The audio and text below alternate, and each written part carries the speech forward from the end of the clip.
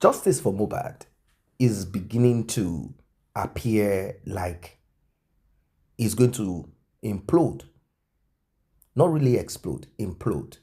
Meaning players on this Justice for Mohbad, they are at each other's neck. And it is important, very important, very, very important that you pay attention to this. So it seems Bukky Jesse is at loggerheads with the structure, with the way things are going as per Justice for Mohbad. In fact, she did not mince words when she said that after the announcement of private of the private autopsy and toxicology, suppose, and also the court's permission granting the DNA, we've not heard anything anymore.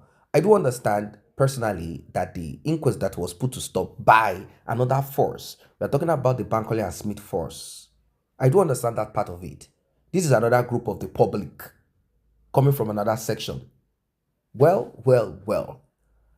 Everyone thinks and believes that they can create something. And of course, money, whenever it is involved in anything, you always find such. People want to do things selflessly and they also want to make money. And also people want to make money and do nothing selflessly. Some people are just there to destroy and disrupt. So they are saying that lawyer Odumosu, for those who do not understand the whole thing, I'll break it down so that we can get into the nitty-gritty of the matter. It's a complex matter that is going on right now. Odumosu, they claim he's a lawyer domiciled abroad in the UK. Well, they claim that he has never gone to court, but he is one of those consultants, the kind of lawyer you come to, he will give you advice, suggestion, he can give some papers and sign, like that. More like a notary, but not really a notary, but something like that. They said he's a lawyer. Now, we have on ground in Nigeria a senior advocate called Sashitu. He is the one that's been going to the inquest. How is this job divided? When Mohbad's father came to talk, if you've been on this platform, subscribe, you will not have missed that one. Mohbad's father came out to talk, and when he spoke, he said he still wants to retain Shitu, domiciled in Nigeria, Odumosu, domiciled abroad. He said God positioned them into his life. He said there are certain things that needs to be done abroad, and Odumosu became useful for that. I believe what he's referring to is a private autopsy and toxicology. Now in Nigeria, he said this man Shitu is also useful. He said God placed them into this matter. He's not going to kick one off for the other. A lot is happening. But Bukola Jesse, that is Bukky Jesse, is mobilizing people saying, look, we have to quit this guy and focus on one.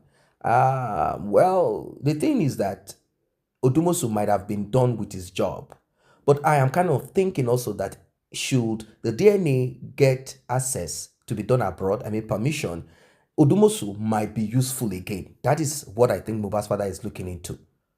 Well, they said Odumosu has made 20 million naira on this matter, according to Bukky Jesse, and they say there are receipts available. But they said Odumosu came on this matter saying it is pro bono, meaning free. You'll be shocked at what you're about to hear. Let's get right into it. Ṣẹ́gbọ́, ìgbà tí mò ń sọ̀rọ̀ ńsìn, ó dàbí pé ìtọ́jú àwọn olórí burúkú sọ pé kílé tí mo ṣẹ̀ṣẹ̀ ń sọ̀rọ̀, alẹ́ ni mo gba gbogbo rìsíìtì, alẹ́ ni mo gba gbogbo kíní, alẹ́ ni mo gbà. Ṣé ti rí pé mo parọ́ báyìí? Alẹ́ ni mo gba gbogbo kíní, alẹ́ ni mo gba gbogbo rìsíìtì, ara mi dẹ̀ ń gbọ̀n. Àbájọ náà tọ́ náà fẹ́ lé Odumosu. Ọlọ́run á bí gbogbo yín. Ṣebí evidence lẹ́rí yẹn, and she said, ṣebí gbọ́ nǹkan tó sọ, ó ní I have more. Kí lẹ gbọ́ tó sọ yẹn? Ó ní tá bá fẹ́ rí justice, Odumosu gbọ́dọ̀ lọ.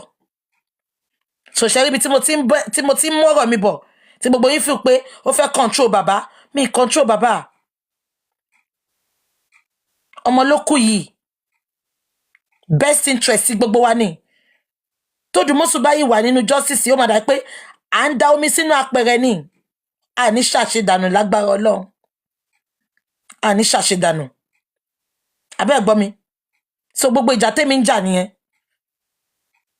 Wọ́n fẹ́ frustrate me now. They thought I'm gonna drop. No, not at this point. I can do without speaking with Bọ̀dá Múyìwá and Baba. but I'll still do justice. Ibi tí mo tètè mi lédè nìyẹn. But if somebody is gonna frustrate my efforts to think I'm gonna come out of this justice and kẹ́ lè ṣe òṣì bó ṣe wìn. Bàbá is the victim here. Bàbá yẹn dẹ̀ lánàá ẹ̀ ṣe mí. Bàbá yẹn mo ti rí as bàbá mi, mo ti rí as family mi. Bàbá ò lè ṣe nǹkan. Bàbá ò lè ṣe nǹkan kan. Bàbá ò lè ṣe nǹkan kan tí Maria sí pé mo bínú sí wọn. No. Ṣebí ìjẹta mo fi wọ̀nyí. Èmi kọ́ mo pé bàbá. Èèyàn kan ló comment pé ẹnìkan ti omíyalé ti pé bàbá, ipe bàbá, ipe wọ́n sọ pé mi ní kí bàbá má gbé phone. Ni mo ṣe wá pé bàbá kí ló ń ṣẹlẹ̀ wọ́n ló omíyalé pè yín. Bàbá dẹ̀ rẹ́rìn. Mama ó pè mí mo block ẹ̀. Ẹ wo game tí olórí burúkú Odùmọ̀ṣù tó play ńbẹ̀ yẹn. Ó wá lọ pé ọmọ yẹn. Ó lọ pé bàbá pé ẹ gbé fóònù ẹ̀ náà. Ó lé evidence tó fẹ́ fún wa. Mo ń béèrè lọ́wọ́ ẹ̀ ní Odùmọ̀ṣù kí ni carpenter fẹ́ evidence ṣe. Ibi tó ti kọ́kọ́ lose professionalism ẹ̀ nìyẹn. Murder case. Téèyàn sọ pé òun fẹ́ bá bàbá sọ̀rọ̀. Kí ló dé tí wò pé fún mi ní nǹkan tó níyẹn? Oníkọlọ́kọ́ evidence fún carpenter. Kí ni carpenter fẹ́ fi evidence ṣe? Adẹ̀jókòó gbogbo àwa intelligent people adẹ̀ ń sọ pé ẹ̀yìn fẹ́ bọ̀bọ̀ yìí. Ṣé bẹ́ẹ̀ gbọ́n sìn? Ẹni tó sọ̀rọ̀ yìí ẹ fẹ́ mọ̀ o. Mi dẹ̀ ní fún yín láì díẹ̀. But ẹni tó sọ̀rọ̀ yìí tó bá ní ẹ káàárọ̀ ni. Kò mọ Mohbad rí o. Kò mọ Mohbad rí o. Ẹni kò mọ Mohbad rí. But tó bá sọ pé gbogbo ayé ẹ̀ ló fi wá kí gbogbo nǹkan dá fún nínú justice. She's one of the few people. Ẹni tó sọ̀rọ̀ ẹ̀. Tí bọ̀dá Ayọ̀ bá gbóhùn ẹ̀ wá ti mọ̀. Tó Odùmọ̀ṣù gan bá gbóhùn ẹ̀ wọ́n mọ ẹni tó ń sọ̀rọ̀ ẹ̀. Ẹ bring it on. Kò kí ń ṣe ọmọ ìlú yìí. Kò kí ń ṣe ọmọ Yorùbá tẹ̀lé manipulate. Amẹ́ríkà ni. Ṣé bẹ́ẹ̀ gbọ́ gbogbo ẹ̀? FF ló ń sọ fún yín yẹn. FF inú bíbí ìwèrè ni. Ìgbà èmi kúkú kọ́ mo pé lálẹ́. Ó lóun gbọ́ bí tán ti sọ pé pro bono ni Odùmọ̀ṣù. Ló ṣe wá pè mí pé BJ Odùmọ̀ṣù ń ṣe pro bono. Mo ní ta ló pè ń pro bono. Mo náà ń sanwó fún náà. Ló fi wá bẹ̀rẹ̀ sí ní send gbogbo kinní yẹn sí mi. Kò tiẹ̀ tí send ẹ̀ tọ̀gàn ṣe bẹ́ gbọ́. Ó ní I have more. Because lójú yín sìn ẹ̀rọ bẹ́ẹ̀ mi ni mo gbé síta. Alẹ́ ilé mi náà ṣẹ̀ṣẹ̀ gbà. So èmi gan mọ̀ pé ó ń gbowó tó yẹn. 150 lọ sọ fún mi pé Odùmọ̀ṣù mo máa gbà. Mo dẹ̀ question 150 yẹn gan. Mo ní bàbá mo pe bàbá ń jọ́nà mo ní bàbá kí lẹ ní Odùmọ̀ṣù fún. Ẹ jẹ́ kí Wahab nìkan máa ṣiṣẹ́ náà. Kò dẹ̀ sí nǹkan tí Odùmọ̀ṣù ṣe láti frustrate iṣẹ́ Wahab.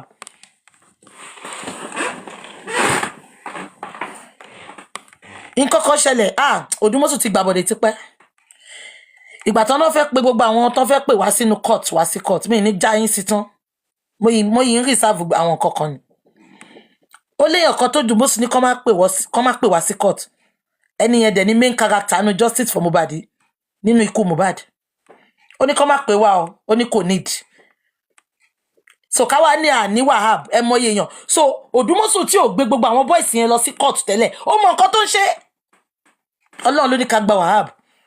Wahab tí wá sọ pé ẹ jẹ́ ká pẹ́ ní iná ká kọ lẹ́tà pé kán pẹ́ ní wá. Ó ní kán má pè wá. Ó ní àánú kán má jẹ́ kó wá. Wahab dẹ̀ respect ẹ̀. Ipe torí òun ló wà wájú òun lòun bá ń bẹ̀. The fact pé junior colleague ni. Ẹ mọ iye so ipe kò pé gbogbo àwọn nọ́ọ̀sì Sam Larry kìíní kan Larry gbogbo wọn yẹn wá tẹ́lẹ̀ ó mọ nǹkan tó ń ṣe tó fi jẹ́ pé prime boy àṣànà spending àtàdúrà nìkan ló gbé wá síbẹ̀ yẹn tẹ́lẹ̀. Ó dìídì sọ ni ó ní kán má gbẹ́ni yẹn wá mi tí fẹ́ já yín sí tán ẹ má wọrí ẹ jẹ́ ká máa wo bó ṣe ń lọ.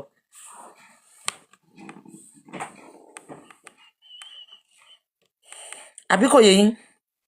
Sherry, let me just tell you now. Ẹ má jẹ́ kí n sọ̀rọ̀. We stand with Baba and we are not relenting.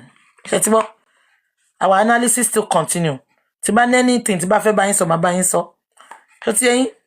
Thank God I don't go to them for information anyway. Àfi nǹkan tó bá fẹ́ kí n wá bá wọn sọ́ńtà.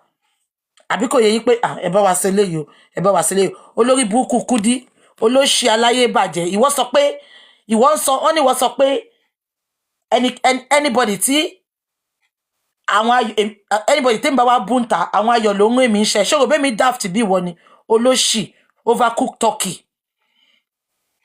ó dàbí adìyẹ tójò ti papapa adìyẹ abólọ́rùn ìwọ láwọn ayọ̀ ló ń rìn mí níṣẹ́ pé kémi tó wá búyàn ta àwọn ayọ̀ máa ń sọ fẹ́mi ìgbà tó yẹ pé nǹkan tí wọ́n ń ṣe ní alábòsí olóṣì ọmọ àlè ọmọ àdánù ó dàbí ṣẹ̀kẹ̀ǹbá ó ṣẹ̀kẹ́ dìgìdìgì bí ìgbà tó díṣu síbẹ̀ olóṣì oníṣegede orí yàmàyàmà ó dàbí ìsàlẹ̀ jọ̀lọ́ọ̀fù olórí ibú alábòsí olóṣì ìwọ́n ń jójó ìyá lánàá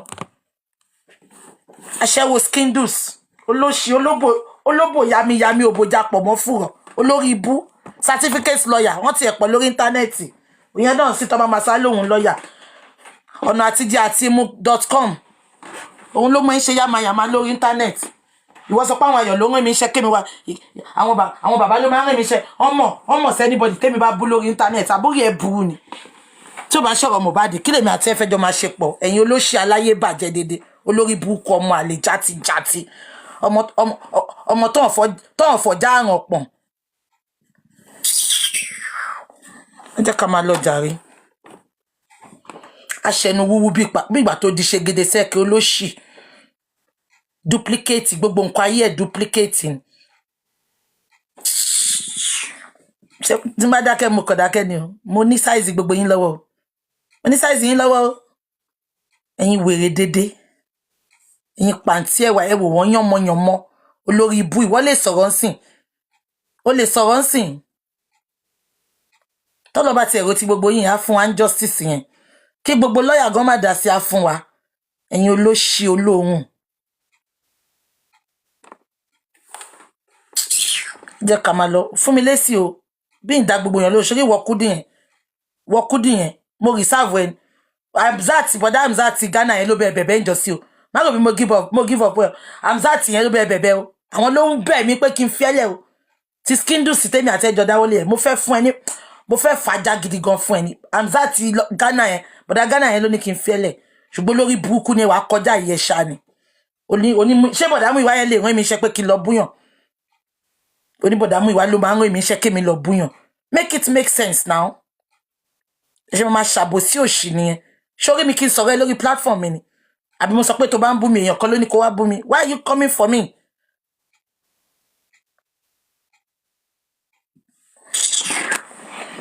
ẹ jẹ́ ká máa lọ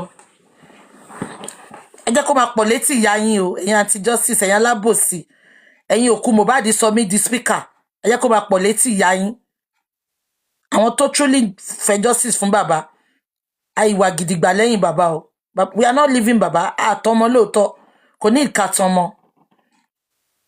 ní ìkàtọmọ bàbá o but we are standing with him and nothing is going to happen to him because bàbá is the victim here am I communicating Arifa voice ìyàwó tiẹ̀ ń bọ́ ń ta o ibi tó ti ń sunkún tó ti ń sọ pé fún mi lówó ìyà ń jẹ mí mo ń gbé voice ìyàwó tiẹ̀ bọ́ ń ta olórí burúkú ẹ̀ mo ní kó lọ ṣe DNA àwọn ọmọ Arifa olóṣì òkóbó gbogbo ìgbà tó wà lẹ́wọ̀n wọn sọ fún ẹni wọ́n ṣe ń kọ́wọ́ bọ̀ ìyàwó ẹ̀ wọ́n ṣe ń bá sùn kiri àdúgbò yín tó ń fún lówó oúnjẹ nìyẹn wọ́n sọ fún Arifa ohun ìyàwó ẹ̀ bí tó ti tọrọ owó light off ló kúkú bẹ́ẹ̀ jù síta bí tó ti ń tọrọ owó kiri ẹjọ́ ẹ ṣàánú mi ọkọ mi wà ní prison olórí ibú abájọ tó ní kó lọ ṣèyàwó gbogbo bó ṣe plan pé kó lọ ṣèyàwó kó máa tọrọ owó gbogbo ẹ̀ mò ń gbé bọ̀ ṣọláyé tí ẹ fẹ́ bàjẹ́ àwító olómi ń parọ́ jọta ló ní rọ́nù èmi àti ẹ ìwọ tó lọ gbẹ́gbọ́n bàbá ẹ̀ wá tó kọlà sóhùn bíi tó lórí burúkú tó sọ pé òun tó lélẹ́gùsì bóun negotiate ọlọ́run ojú ti rí Mohbad ṣé $5 ló lò ní ìgbà táṣà náà pa ẹ́ ṣé $5 ló lò ní tó tiẹ̀ wá sùn tó tiẹ̀ jí tó tiẹ̀ wẹ̀yìn wò kó tiẹ̀ wá wo gbogbo òṣì táwọn olórí ibú ìṣe ẹ Arifa kí n tó dé ẹ lóhùn sórí ègèdè tó ń pè sí mi yẹn kọ́kọ́ lọ pè sáwọn ọmọ àlè tíyàwó ẹ gbé wá sínú ilé fún ẹ ó tí bọ̀ kankan ó yìí máa lọ sunkún lódò orí yọmí ó yìí máa lọ gbẹ́nu sí máìkì ń bẹ̀ níbo ẹ ló ń dóyàwó ẹ lóyún wo bàjẹ́ ń bẹ́ spíkà tán mo ń wò ẹ ni ó yọmí lóyìn máa bá wọn dá sí ó yìí máa lọ gbẹ́nu sí máìkì lágídígbò torí nǹkan ló dé àwọn ọmọ tó kó lé lọ́wọ́ yẹn àtọ̀ ẹ̀ omi ni ìyàwó ẹ̀ àní voice ẹ̀ mò ń gbébọ̀ fún ó lómi ni ọmọ òdúró rí ó pẹ̀lú nǹkan tí mo ṣe gbá àǹtí yẹn wá ń jọ yẹn kán wá sọ̀rọ̀ IVF lójú ẹ̀ gbogbo owó tó ti ń tọrọ kiri kó lọ fi ṣe IVF ìdánwò nǹkan lé làwọn ọmọ ìyàwó ẹ̀ gbogbo atọ́ ẹ̀ omi ni.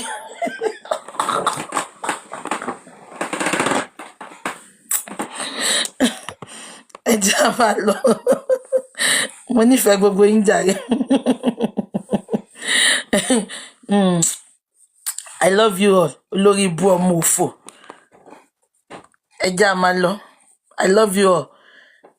Odumosu, don't go and hide under the má lọ dúró sábẹ́ àwọn tẹjọ́ ń pínwó o ní platform ó dẹ̀ ní fake profile márùn tó fi ń lọ kiri bọ́tà kó wá fún mi létí o we need to ṣokúkú ti gbé okúkú mú wọn tó sọ̀rọ̀ yẹn so kò mọ̀ pé mi kọ́ ni mo kó rìsíìtì dání alẹ́ ni mo ṣẹ̀ṣẹ̀ gbà. Don't ever tell people you are a pro bono. Pro bono o ti gba over 20 million o ní pro bono ni èló gan lówó SAN gan tá bá fẹ́ gba SAN ọlọ́run á bí gbogbo yín ṣùgbọ́n tó gbójú lọ́lọ́run tó dẹ̀ ń sòótọ́ kò ní jogún òfo gbogbo yín pátá tẹ fi gbogbo ayé yín tẹ fi gbogbo ọkàn yín tẹ fi gbogbo ọkàn yín tẹ fi èèyàn kan ní he has petition you Ògún ló máa pa tí n bá gba petition letter yẹn Ògún ló máa pa. Odumosu thank God bí lèmi àti ẹ wà já lọ court wàá sọ fún mi bí mo entitled láti question ẹ àbótí wàá pẹ́ forúkọ mi sínú GoFundMe ní ẹ jẹ́ kí n rí petition yẹn náà mi tí rí ẹ gbọ́dọ̀ máa parọ́ mọ́ so ètò ká sọ pé ó lu public in jìbìtì ṣé o mọ nǹkan tó jẹ́ GoFundMe ṣá ètò ká sọ pé ó lu public in jìbìtì no ẹ jẹ́ kí n gbà mí tí gbà so mi fẹ́ ẹ má ti jẹ́ sọ̀rọ̀ ẹ jẹ́ a máa lọ ṣe ti gbọ́. Odumosu mo ti sọ fóònù mi tí mo ní nọ́mbà ẹ̀ sínú chat mi send message sí mi wá fún ẹ ládírẹ́sì mi ẹ̀yin olóṣì olè ṣé o ti gbọ́ o ti rẹ́ni tó sọ̀rọ̀ yẹn full evidence lóní ẹni tó fẹ́ wá bájà ó mọ nǹkan tó gbé dání wàá lò béèrè tó bẹ́ẹ̀ ó fi kárí àìṣeré ó dẹ̀ ní kankan náà mo ti àṣẹṣẹ rí pé consultant díẹ̀ ni ó tiẹ̀ tún ṣe lọ́ọ̀yà consultant adékọ̀tù yẹn máa bí wọ́n pẹ̀jọ́ ṣé bọ́ ṣe ń ṣe ni kí ni gbogbo ìtumọ̀ owó tó kọ jẹ́ ká lọ náà jẹ́ ká lọ irọ́ tó pamọ́ mi with voice note náà wà ń bí jẹ́ ká lọ níṣọ́mẹ̀ bọ́ ṣe ná gbogbo owó Yorùbá nation táwọn èèyàn dá nìyẹn títí dédé ní wọn ò rí Yorùbá nation wọn ò rí nǹkan kan níṣọ́mẹ̀ abára wa ń bẹ̀ ẹ máa ń pa mí lẹ́yìn ọ competition àbórí yín burú ni síbi jẹ́ tó ń bẹ̀rù petition yín Elégùṣì gan competition 26 million ṣẹ́rí mi kí n shake.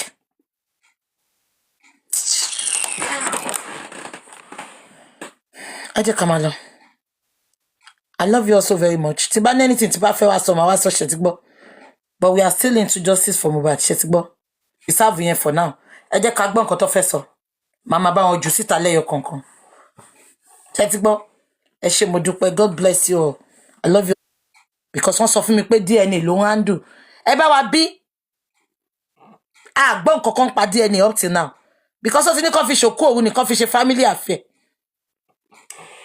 pé dẹ̀ ti sọ tí bàbá náà bá fẹ́ settle out of court we are good to go dàkẹ́ wa máa lo ọgbọ́n ọ̀nà ọ̀tọ̀rọ̀ kan ọ̀nà kọ́rọ̀ kan fún gbogbo wa DNA àrí látijọ́ yìí àgbúrò DNA mọ́ akọ̀gbọ́n kọ́ọ̀tù ní pé ókè o wọ́n ní ọ̀nà ṣàná fẹ́ ṣe DNA àgbọ́n kankan up till now wọn bọ́tà sọ kankan ọlọ́run á bí gbogbo yín tẹ́ bá rí iye tó gbà tó fi kọ lẹ́tà pé kọ́ sọ̀rọ̀ kọ́ béèrè pé kí kóòtù fún wọn DNA tẹ́ bá rí iye tó gbà mo ní rìsíìtì yẹn náà bíbá mo ní rìsíìtì yẹn báyìí.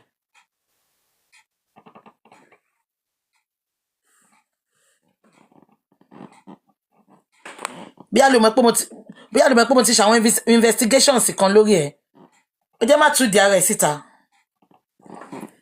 Go I walk away with dignity.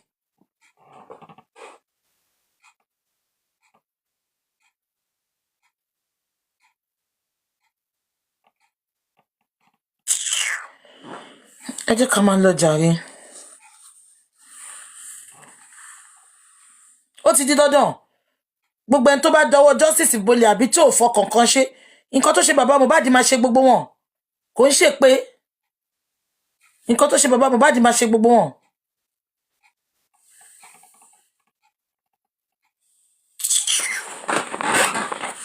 Olóbùkún mà ni wọ́n wí séta nìyẹn. Ẹ̀gí tọ́ nìyẹn náà ti ń ṣe ṣó. Gbogbo wọn ṣàfẹ́ fi Mohbad máa cash out. Light off. Nínú fìtílà ẹ̀ máa kú gbẹ̀yìn ni o light off. Torí lórí burúkú àgbàyà ni. Èmi náà bí mo bí bọ̀dá yọ. Ìgbà tán mo níta ló ń jẹ́ báyìí mí mẹ́ni yìí. Àwọn àti bọ̀dá yọ lọ́jọ́ fi orúkọ wọn sínú GoFundMe. Bọ̀ ìgbà táwọn èèyàn ò dáwó. Ó tọ́ ni light off. Iná fìtílà ẹ̀ máa kú ni. Iná fìtílà ẹ̀ máa kú ni. Tó tẹ̀ ti kú. Olórí burúkú àwọn àgbàyà àwọn àgbàrá dáadáa. Àwọn àgbàrá àwọn onídìí mẹ́ ń ṣe àdédé. Àwọn tó ti lo gbogbo ọjọ́ ayé wọn l'Amẹ́ríkà tó rí ìkọ̀ṣe kan olórí ibú light off. Àtẹ̀yí dáńkù yẹn. Ìyẹn máa sọ̀rọ̀ ṣẹmẹ pé wọ́n ní àna Òdúmọ̀ṣù ni wọ́n with Satan. So kí lẹ expect ó máa jà fápò ẹ̀. Àna sànà ló fọ̀rọ̀ bàbá Mohbad ṣe. Àna sànà. Àna sànà. Àbẹ́ pé tí bàbá Mohbad ti bá wọn báyìí. Àna sànà. Mi gbọ́ rí. Wọ́n ti sọ justice of Mohbad di àna sànà.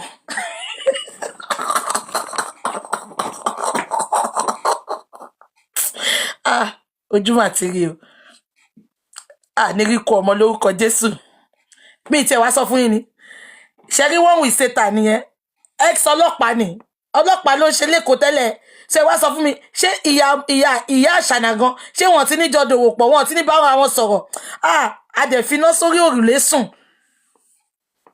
One with Satan àti light off. One with Satan tó jẹ́ àna Òdúmọ̀ṣù sẹ́.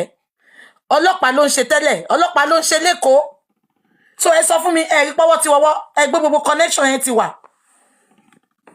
Ó lè jọ́rọ̀ ẹ̀yà àṣànà ni. Ẹ wá ní kárí justice.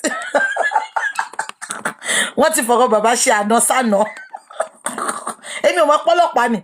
Àná ni mo ṣẹ̀ṣẹ̀ gbọ́ pọ́n lọ́pàá ni. Mo ní ex officer. Ohun rere kò tọ́jú ọlọ́pàá Nàìjíríà wo nìkan rere ti ara wọn jáde rí. Ẹ wo ẹ ṣáà jẹ́ ká kún fàdúrà. Ẹ jẹ́ ká kún fàdúrà o. Because if Òdúmọ̀ṣù is still in this course, we are not getting anywhere. We are not getting anywhere. Oh. I have to be honest with you now. We are not getting anywhere. And I'm telling you this for free, for the truth. If it's always seeing you, if Òdúmọ̀ṣù is still in this course, we are not getting anywhere. If we call evidence, you are not getting anywhere. Oh. Let me just be honest with you now. Gbogbo yẹn ló ń bother èmi o. Gbogbo yẹn ló ń bother èmi o. Ẹ má gbàgbé pé case Mohbad ló simple jù láyé. Case Mohbad ni. Is the most simplest case nínú murder case tí mo ti ń gbọ́. But kí lẹ feel pé ó ṣe difficult báyìí? Kí lẹ feel pé ó ṣe difficult? Àtúwà náà fẹ́ gba lọ́yà. Tọkàn wa ti balẹ̀ pé a ní Wahab. Àṣẹ́kùlé lọ́tà wà tún ni. Òdúmọ̀ṣù tún ní inú ilé la ṣe ní ń gbé. Ìjọ la fẹ́ bọ́nú eléyìí wọ̀ lọ́hùn.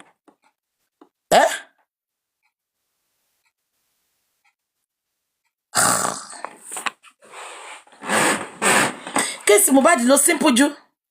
Welcome back. Well, you heard it all. There is nothing more to say on this matter than for us to keep our fingers crossed and see how this matter will, the journey so far. Let us see how it will go. Because for me, I'm kind of thinking that everyone should just calm down. The only thing that will not happen is donation. No one should be donating to anyone. No one is giving money to nobody. The one that has been given, let us see the results of it and also ask for accountability after we are done. But about donation, let donation stop. Bukky Jesse is really firing down and he's saying, and I'm kind of thinking that somehow it seems Mohbad's father is going to settle out of court as per DNA, like they are going to do it as a family thing.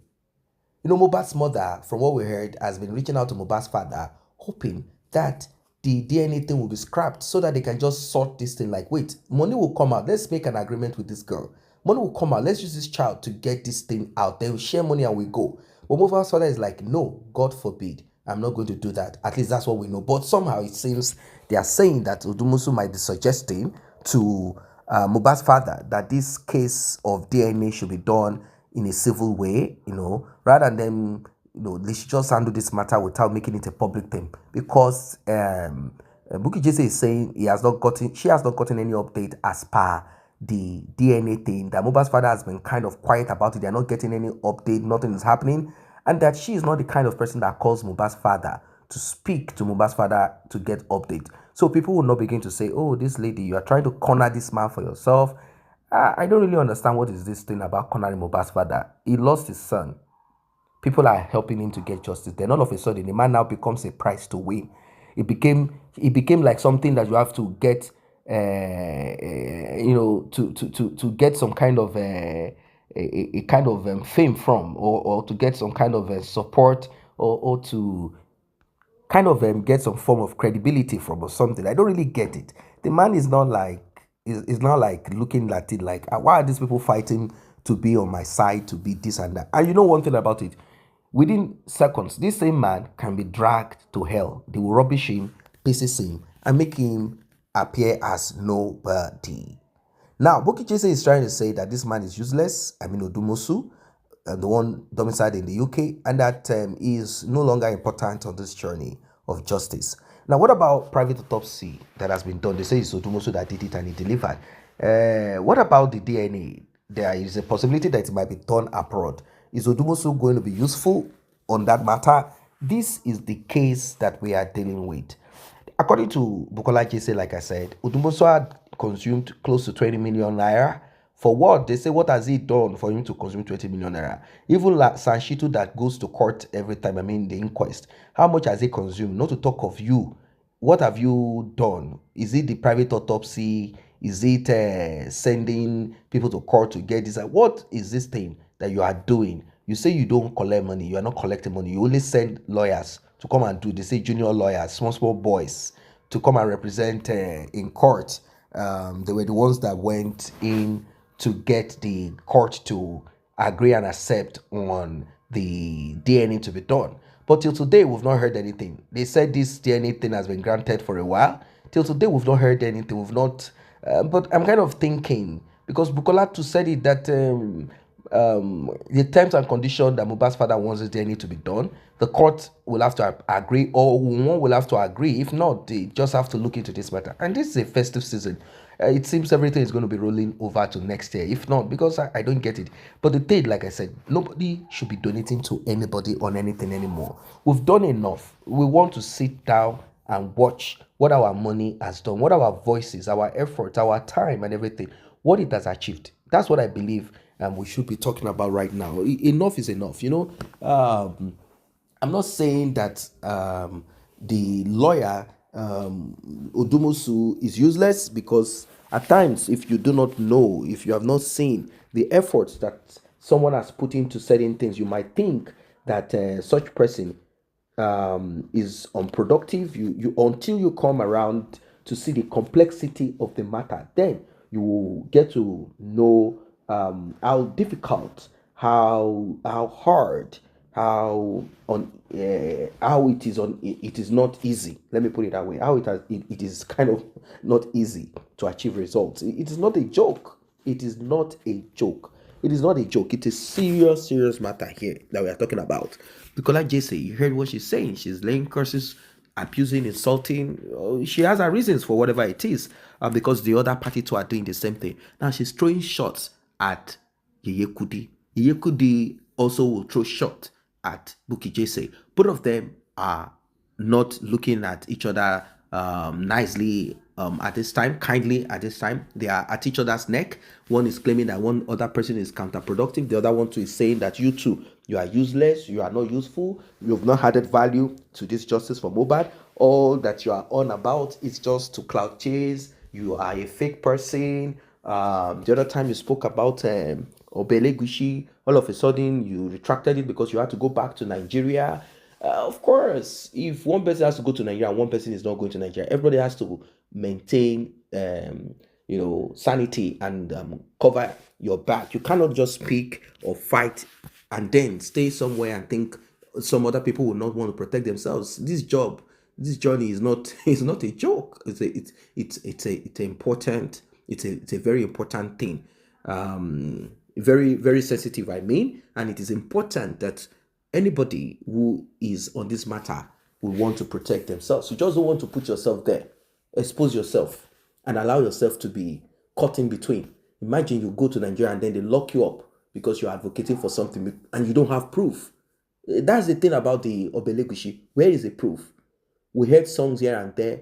So the solution to all of this is DNA and CCTV. End of story. There is no amount of